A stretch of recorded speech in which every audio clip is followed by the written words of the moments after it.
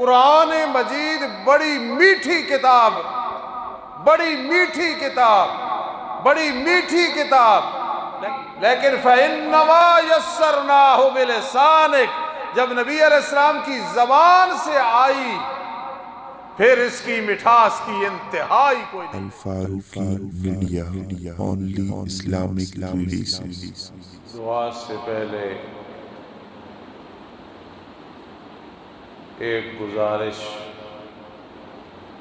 سن لیں، انشاءاللہ العزیز مختصر سی دعا کا فائدہ حاصل ہوگا۔ آپ لوگوں کا اس شوق ذوق کے ساتھ اس ٹائم بیٹھنا یہ سعادت سے خالی نہیں ہے۔ پھر عجیب اتفاق یا حسن اتفاق کہ آخری عشرے کی پہلی تاک رات جس میں ہم بیٹھے ہیں، میرے عزیز محترم سورہ رحمان کی تلاوت فرما رہے تھے حافظہ اللہ، تو یہ اہل قرآن کی مجلس ہے۔ پھر کتنے حافظ قرآن یہاں تشریف فرما ہے، اور ہماری بہت خوش قسمتی ہے کہ تبلیغی جماعت جن کو دیکھ کے رب یاد آ جاتا ہے، جنہیں دیکھنا بھی ثواب ہے، جن کی جوتیاں سیدھی کرنی بھی سعادت سے خالی نہیں ہے، وہ بھی یہاں تشریف فرما ہیں۔ تو میرا خیال میں آپ کا بھی یقین کامل ہوگا اور میرا بھی ہے کہ انشاءاللہ العزیز ہم اللہ سے مانگیں گے، اللہ ضرور ہمیں عطا فرمائے گا۔ قرآن مجید کے ساتھ رمضان المبارک میں اگر رابطہ نہ ہو بہت بڑی بدقسمتی ہے۔ شاید یہاں کوئی بیٹھا ہو یا بیٹھی ہو، خدا نخواستہ اس کا رابطہ نہیں ہوا قرآن کے ساتھ، تو سب دعا کریں گے کہ اس کا رابطہ قرآن کے ساتھ ہو جانا چاہیے، بن جانا چاہیے۔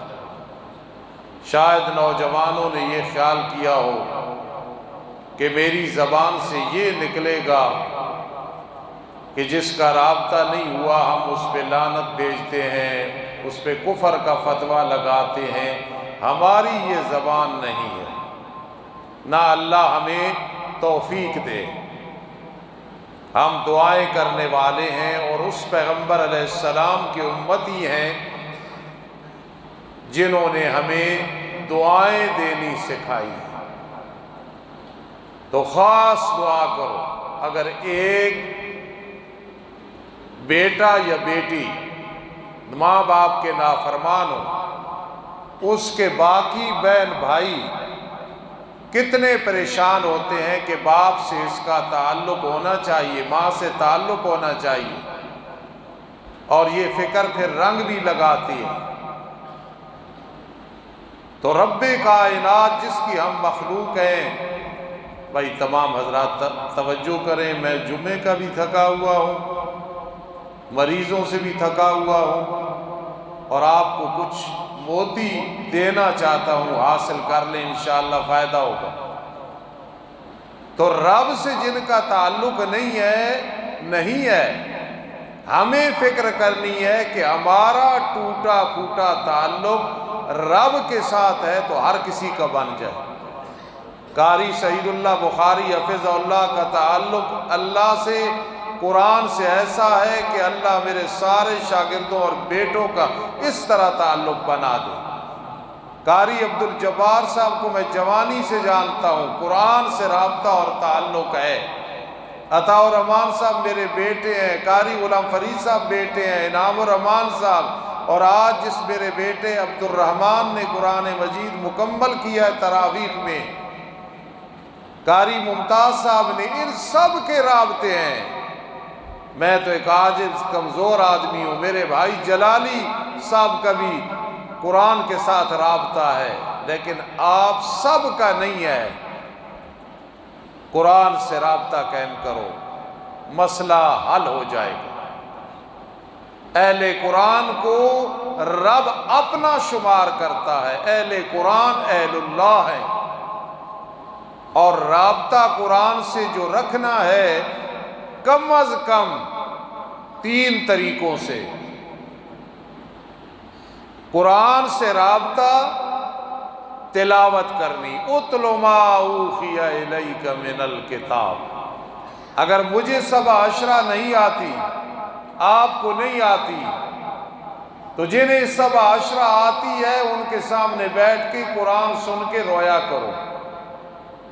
یہ اتلو کا اعلیٰ درجہ ہو جائے گا کہ آپ نے تلاوت کی ہے، قراءۃ الامام قراءۃ المقتدی۔ سید اللہ بخاری صاحب ناراض نہیں ہوگے، یہ بڑے معتدل آدمی ہے، وسیع الظرف ہے، یہ ہمارے بیٹوں کی جگہ میں کوئی سورۃ فاتحہ کی بات نہیں کر رہا، میں ایک عام بات کر رہا ہوں کہ پڑھنے والا پڑھتا ہے، ہم سنتے ہیں، ہم سارے قاری سید اللہ بخاری ہیں، جب ان کی تلاوت سن کے ماشاءاللہ کہہ رہے ہیں۔ آپ تو میری بات سمجھ گئے ہوں گے۔ تو اگر اتلوں پہ عمل کرنا ہے تو گھروں میں تلاوت کرو، مائیں بہنیں تلاوت کرو، لیکن اگر اعلیٰ درجے پہ جانا ہے تو سید اللہ بخاری ہوں یا قاری عطا الرحمن عابد ہوں یا ادریس آصف ہوں یا کوئی اور میرا عزیز بزرگ ہو، تو ان کی جب تلاوت سنو گے تو اتل ما اوحی الیک، اس میں اعلیٰ درجے میں آ جاؤ گے، کیونکہ اس کا پڑھنا تمہارا سننا تمہارا ہی پڑھنا ہے۔ کہو سبحان اللہ۔ یہ رابطہ کس کس کا ہے؟ میں ہاتھ نہیں کھڑے کراؤں گا، مجھے پتہ ہے جس جس کا ہے۔ دوسرے نمبر پہ پھر قرآن کو سمجھنا، یہ رابطہ ہونا چاہیے۔ خیرکم من تعلم القرآن وعلمہ۔ یہ لدے والے میرے چھوٹے بھائی مدرس ہیں، ان کا بھی رابطہ قرآن کے ساتھ ہے۔ جتنے قرآن کے ساتھ زیادہ رابطہ رکھنے والے وہ ہمارے مخدوم ہیں۔ قاری سعید اللہ صاحب مجھ سے چھوٹے ہیں، ابھی یہ پڑھ رہے تھے تو میرا جی چاہتا تھا کہ یہ ناراض نہ ہو تو پانی میں انہیں پلاؤں۔ کیوں؟ چاہے عمر میں چھوٹے ہیں لیکن شان میں بہت بڑے ہیں۔ اس لیے دوسرا رابطہ یہ ہے کہ قرآن کا ترجمہ پڑھو، تفسیر سمجھو۔ جب سمجھ آ جائے گی تو پھر شرک نہیں ہوگا، پھر ہر جائی نہیں یک جائی ہو جاؤ گے، پھر پکارنا ہر کسی کو نہیں ہوگا، اللہ ہی کو پکارو گے۔ فَادْعُوا اللَّهَ مُخْلِصِينَ لَهُ الدِّينَ، پھر جب یا اللہ کہو گے تو عرش تک آواز پہنچے، اور جب یہ نہیں ہوگا تو پھر اس ستون سے بھی اوپر نہیں جائے گی۔ وَمَا دُعَاءُ الْكَافِرِينَ إِلَّا فِي ضَلَالٍ، شرک ہوگا تو پھر نہیں۔ اس لیے قرآن آ جائے گا، پھر اتباع سنت آ جائے گی، سنت کی تابعداری آ جائے گی، پھر ہر کام میں سوچیں گے سنت کے مطابق ہے یا رواج کے مطابق ہے۔ یہ دوسرا رابطہ ہے۔ اب تیسرا رابطہ عمل کرنا ہے جو کچھ سیکھا ہے۔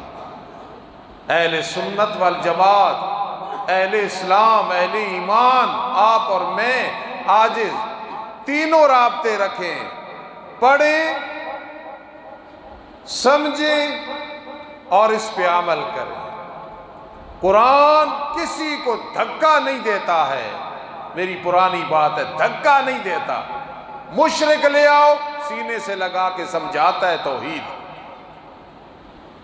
بدعتی کو لے آؤ قریب کر کے سمجھاتا ہے بدعت چھوڑ دے تباہ و برباد ہو جائے گا۔ اس کے سامنے زانی کو لے آؤ، اسے دھکے نہیں دیتا، کنجر نہیں کہتا، لانتی نہیں کہتا، کنجری نہیں کہتا، پیار سے سمجھاتا ہے۔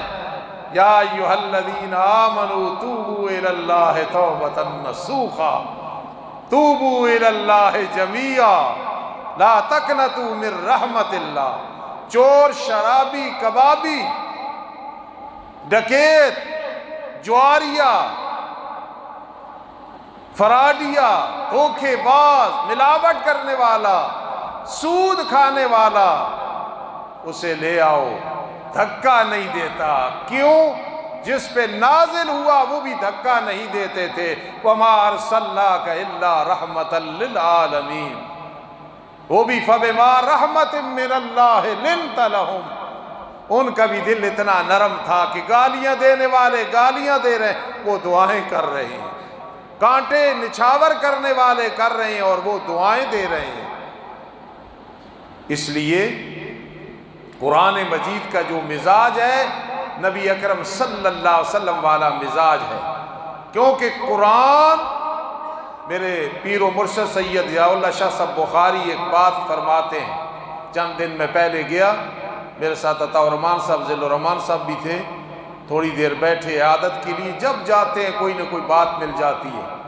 میرے پیر و مرشد سید ضیاء اللہ شاہ بخاری فرماتے ہیں قرآن مجید بڑی میٹھی کتاب، بڑی میٹھی کتاب، بڑی میٹھی کتاب، لیکن فَإِنَّمَا يَسَّرْنَاهُ بِلِسَانِكَ، میرا ارادہ تھا دعا کرا دوں، لیکن انعام الرحمان صاحب میرے لاڈلے بیٹے ہیں، کچھ میری طرح بڑے نرم مزاج بھی ہیں، سمجھ گئے ہوں گے آپ، جس طرح میرا مزاج نرم ہے اس طرح ان کا بھی مزاج نرم ہے، پھر ڈر لگتا ہے کہ ناراض نہ ہو جائیں۔ تو ضیاء اللہ شاہ صاحب بخاری کیا فرماتے ہیں؟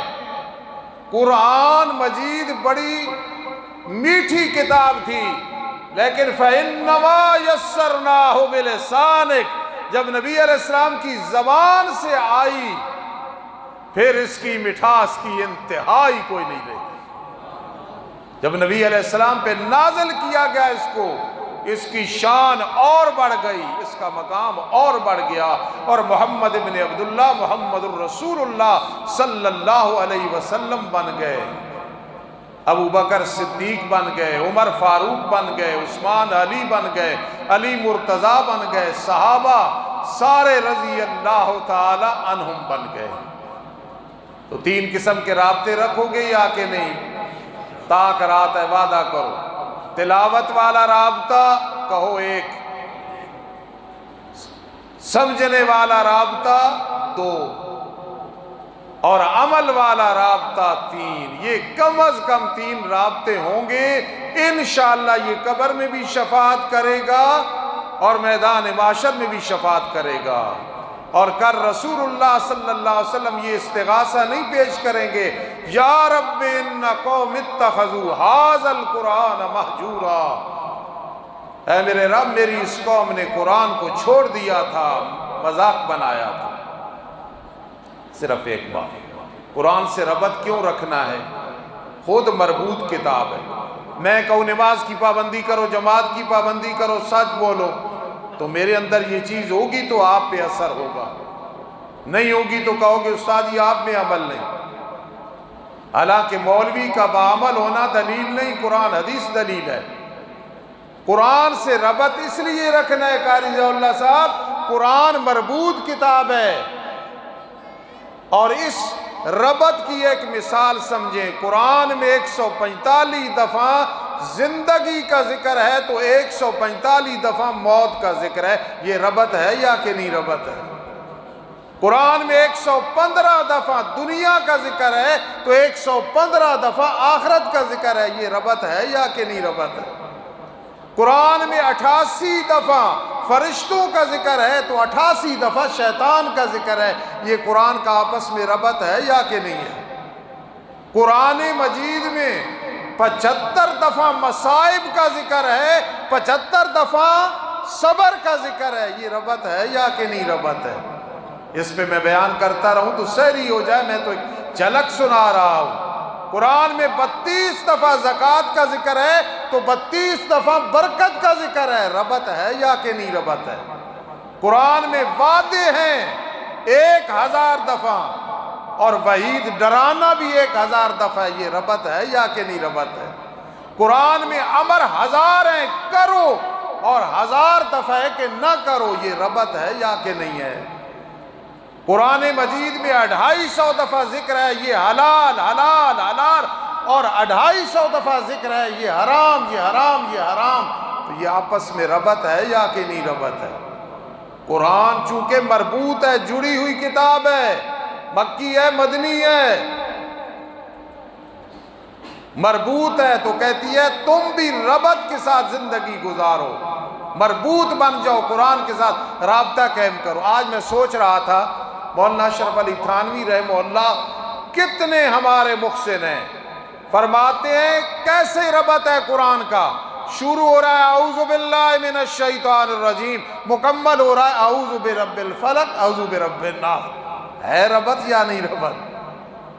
قرآن شروع ہو رہا ہے مالک یوم الدین، مکمل ہو رہا ہے ملک الناس۔ قرآن شروع ہو رہا ہے سورہ فاتحہ میں ایاک نعبد اور مکمل ہو رہا ہے الہ الناس۔ بات بہت لمبی ہو جائے گی، آپ بھی تھکی ہوئی ہیں، میں آپ سے زیادہ تھکا ہوا ہوں۔ انشاءاللہ پھر کبھی موقع ملا تو اسی موضوع کو آگے چلائیں گے، بلکہ میں کوشش کروں گا، ہمارا بہت بڑا پروگرام مسجد عائشہ میں ہوتا ہے تو وہاں انشاءاللہ اسی موضوع کو پھر آگے چلائیں گے۔ وما علینا الا البلاغ المبین۔ سب کا شکریہ، آپ جس شوق سے آئے ہیں، ذوق سے آئے ہیں۔ اتنی بات ذہن میں رکھنا، جب یہ مسجد بنی نا تو میرے دل میں تھا کہ امام کی تنخواہ کا کیا بنے گا، بل کا کیا بنے گا، یقین کرنا۔ دوسری صدیق اکبر بامنا والے خوب جب بنائی، دل میں تھا خرچے کا کیا بنے گا، قاری کو تنخواہ دینی، یقین کرنا تاک رات میں یہاں بیٹھا ہوں آپ کے سامنے سچی بات کر رہا ہوں، کسی مسجد کی نہ تنخواہ کا فکر ہے نہ بل کا فکر ہے، اللہ پاک نے ایسا نظام چلا دیا ہے۔ اگر مجھے کہنا ہوتا تو میں سب سے پہلے حاجی حنیف صاحب اور حاجی اشرف صاحب کو کہتا، جلالی صاحب کو کہتا، قاری عبدالجبار صاحب مخیرین کہتا، لیکن مجھے یہ موقع ہی نہیں ملا کہ میں کہوں کہ بھائی امام کی تنخواہ، پھر خطیب کی، پھر جناب اس کا بل دینا ہے، یہ بنوانا ہے۔ مجھے یقین کرنا بآواز بلند کہنا پڑتا ہے اللہ اکبر، کبھی ایسا موقع نہیں ملا۔ دعا کرو زندگی میری، قاری سید اللہ بخاری صاحب یہ بھی مسجد بنوا رہے ہیں، ہماری زندگی اسی طرح گزر جائے، مسجدیں بنواتے رہیں بنواتے رہیں بنواتے رہیں۔ آج ایک نمازی پوچھ رہا تھا استاد جی بڑی شوق تھی مدرسے میں ٹائلیں لگوانے کی، وہ تو اب لگ جائیں گی، پھر کیا ہے؟ میں نے کہا چھوڑنا نہیں، انشاءاللہ پھر چندے کریں گے، مسجد کی کوئی تعمیر کرنی ہے، دکانیں، تاکہ مدرسہ مسجد خود کفیل بن جائے۔ جب وہ ہو جائے گا زندگی ہے، اور پھر کئی ارادے ہیں، زندگی کا اختتام ہو گیا تو اللہ اور کسی سے کام لے لے گا۔ جڑے رہو قرآن کے ساتھ، جڑے رہو سنت کے ساتھ، جڑے رہو علماء کے ساتھ، جڑے رہو قراء کے ساتھ، جڑے رہو مسجدوں کے ساتھ، جڑے رہو مدرسوں کے ساتھ، انشاءاللہ خاتمہ بالایمان ہوگا، اور ایک وقت آئے گا ہم جنت کے مکی ہوں گے، نتبوأ من الجنت حیث نشاء۔ انشاءاللہ تعالی ہم جنت میں مکی ہوں گے اور جنت میں اپنا وقت گزار رہے ہوں گے انشاءاللہ۔ اللہ توفیق نصیب فرمائے۔ تمام حضرات درود شریف پڑھ لو۔